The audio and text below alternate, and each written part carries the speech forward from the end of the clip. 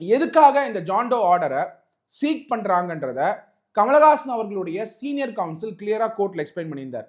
ஏன் இதை வந்து சீக் பண்றாங்கன்னா, கமர்ஷியலி மெர்கன்டைசிங் கமலஹாசன் அவர்களுடைய இமேஜை பண்றதுனால ஜான்டோ ஆர்டர் அப்படிங்கிறத சொல்லியிருந்தாங்க. இதுல நம்ம புரிஞ்சுக்க வேண்டியது ரொம்ப important. Let us get into the details.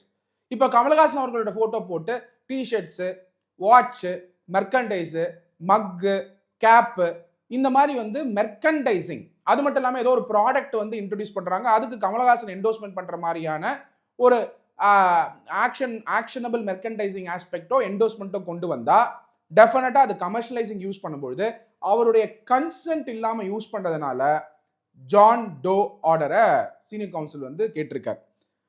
அப்போ கோர்ட் என்ன சொன்னாங்கன்னா, at this stage the court orally said, court வந்து ஆர்டர்ல டிக்டேட் பண்ணாம ஓரலா என்ன அப்சர்வேஷன் கொடுத்தாங்கன்னா, in this matters we also need to be mindful that there is a freedom of expression.